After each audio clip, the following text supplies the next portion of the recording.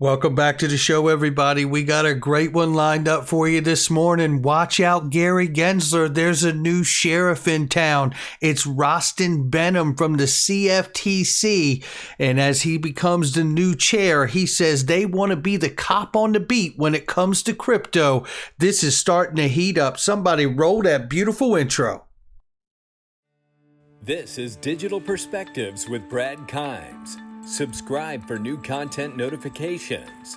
Now, here's Brad Kimes. Come on in. Welcome back to the show, everybody. You can follow me on Twitter at BackupBradleyAbove, and everything that we're talking about here today. We have a $2.576 trillion market cap this morning. We're up 3.49%, which is better than we were yesterday a little bit here. We see Bitcoin back over 61,000, Ethereum at 4,100 plus.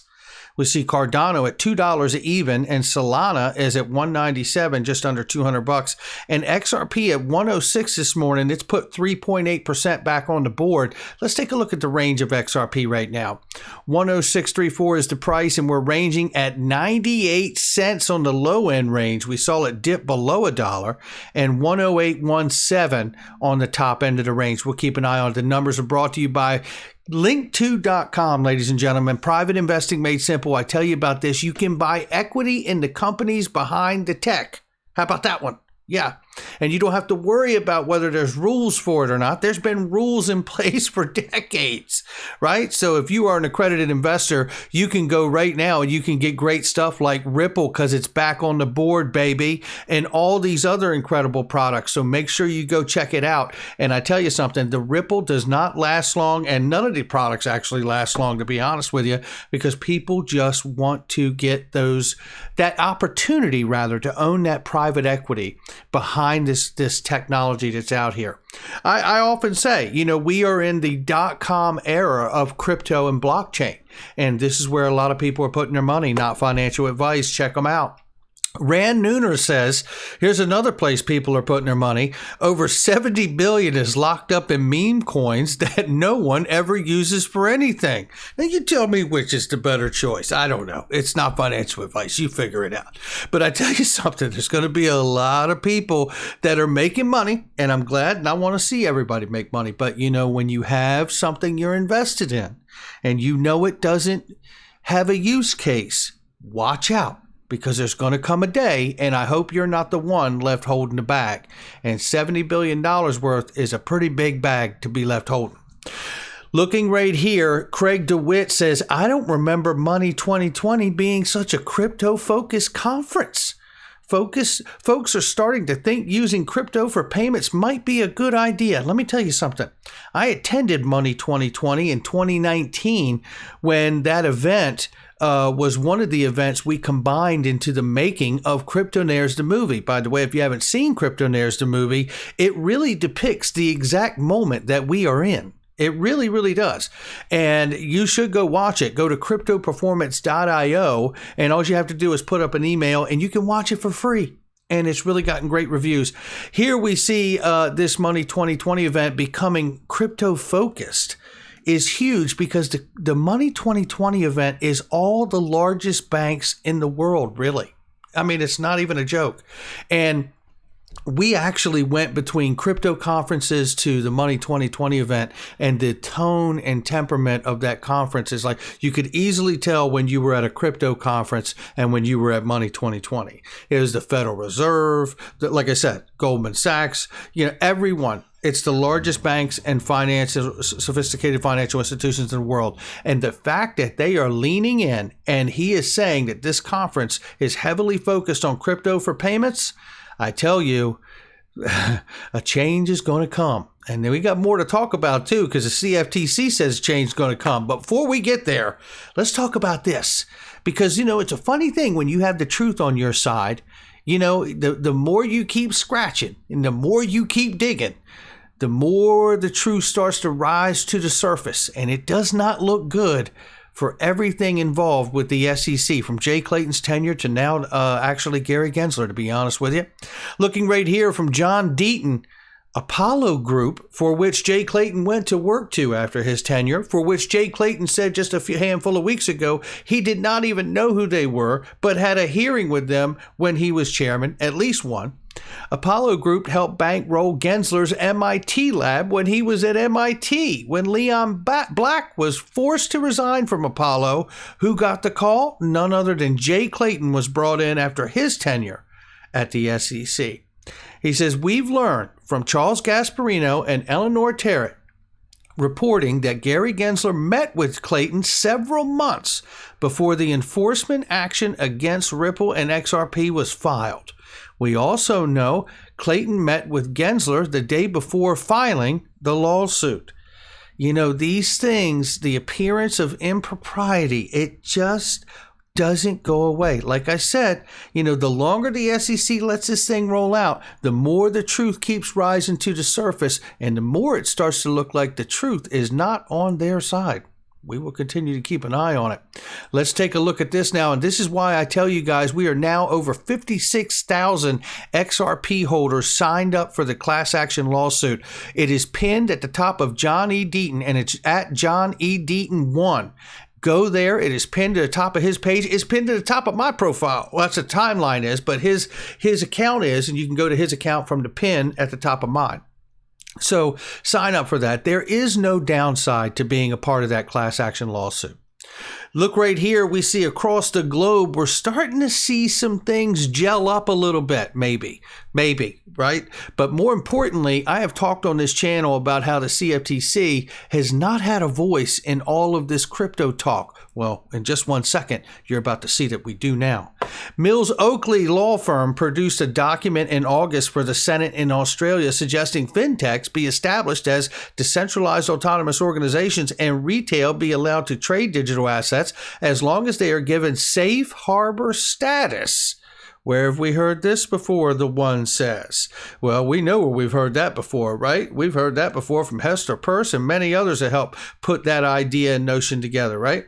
And I just wanted to show in this also that the people that were put together to really get this conversation and this suggestion of this kind of oversight together is Carolyn Bowler, who we also know is from BTC Markets, who also deals with Ripple as an on-demand liquidity partner for that exchange. So pretty remarkable to see that kind of a connection. But look, let's bring it back to the U.S. soil, because that's where the most confusion really is right now, right? So let's take a look at this. The CFTC chief said his agency should oversee crypto in a challenge to the SEC's Gary Gensler. Oh, CoinDesk, CFTC should be crypto's primary cop, acting chair says. Yeah, just sworn in yesterday. And I originally saw a clip from, I think it was Crypto Eddie, who posted it. But I went and found the entire conference here. And I want to show you this full clip that you're going to get right here. And listen to the exchange of what Rostin Benham says. And now it appears, because look, we have talked a lot about like, why is no one pushing back on Gary Gensler and the SEC? Where is the voice on the CFTC? Well, guess what? Rostin Benham got sworn in yesterday. And guess what else? Now he's telling you what he wants to do now that he's the acting chair. I think his voice may now be activated. Let's hope so, at least anyway. Listen to what he's got to say here. And finally, the growth and widespread adoption of digital assets presents many novel issues for all regulators. Against this backdrop, the CFTC has actively used our existing statutory authority to stop and deter fraud and manipulation in these emerging markets. If confirmed, the CFTC will continue its proactive approach to protect customers and strengthen market resiliency. Now think about this for a moment. The CFTC's voice has been absent in this entire time that Gary Gensler's been going out here to grab more jurisdictional reign over top of crypto. And this man is laying it down and saying, we've already got the clearance from Department of Justice and the federal judge. We all know 2018, if you're not aware, ruled that all virtual currencies should be regulated by the CFTC as commodities. That's what he was pointing to there. Keep listening. I look forward to working with this committee to re-examine and, if appropriate, expand the CFTC's authority to ensure both the benefits and promise of the emerging digital asset market and the underlying technology can be harnessed without undue harm to customers and financial market stability. Come on in. Thank you for your time, and I look forward to answering your questions.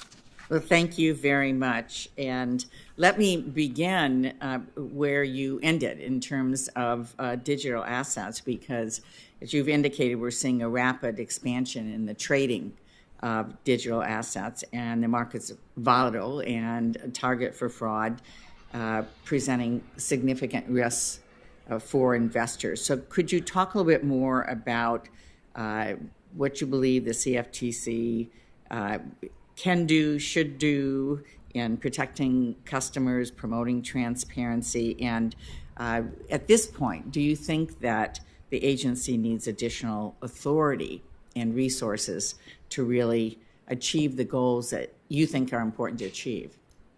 Thanks, Senator. The CFTC has responsibly but aggressively been pursuing enforcement cases in the digital asset marketplace for a number of years now. We've been one of the few cops on the beat because of limited statutory authority related to anti-fraud and anti-manipulation. Even in the past few months alone, we've brought a $100 million case against a digital asset exchange and a $40 million case against a stablecoin. But this is the tip of the iceberg. As of yesterday, the total size of the digital asset market was $2.7 trillion. And among that $2.7 trillion, nearly 60% were commodities. So with that in mind, I think it's important for this committee to reconsider and consider expanding authority for the CFTC. This would certainly be a departure from our historical role as a derivatives regulator, but given the size, the scope, and the scale of this emerging market, how it's interfacing and affecting customers, retail customers, and then with the scale of the growth being so rapid, potential financial stability risks in the future, I think it's critically important to have a primary cop on the beat, and certainly the CFTC is prepared to do that if this committee so wishes. I love it. And he talks about financial stability risk, right? So I tell you, now we're starting to hear a little bit more of what we should have been hearing all along, but we've had such a delay in nominations getting confirmed. And now that it is, I believe Rostin Benham's going to be playing a much bigger role in who gets to sort out to be the cop on the beat, as he says here. And I tell you, I have to hope that he gets more and more of a voice here to back Gary Gensler back down into his spot. Look, if we just look at this the way the metals market is for a second, there is overlapping or regulatory oversight from the SEC and the CFTC. There's, it's the way it's done, right? The commodities themselves are overseen and regulated by the CFTC. The derivatives products sold on top of the metals, right? All of that stuff is overseen by the SEC. No problem there. Why can't we have the same thing here in digital assets? This is not that complicated, right? So hopefully we're starting to get a little bit more balance to this, who's going to control and oversee, and hopefully we can get something that looks a lot like what the metals market is. But that's going to do it for me today. Ladies and gentlemen, things are heating up. Make sure you hit the like and subscribe, leave a comment below, share with somebody you know, and hit that notification bell so you don't miss a thing. Make sure you check out all the links in the description box and the comment section. I don't mind telling you, there's only one thing better than buying crypto, and it's buying tax-free crypto. And if you want to see how much you can save on your taxes, check out Clayton Donnelly. He's in the description too. I Trust Capital IRAs are the best crypto gold silver IRAs. Clayton Donnelly can help you with your taxes to make sure you keep as much money in your pocket as possible, and legally, by the way. So make sure you check all those links out, and I'll catch all of you on the next one.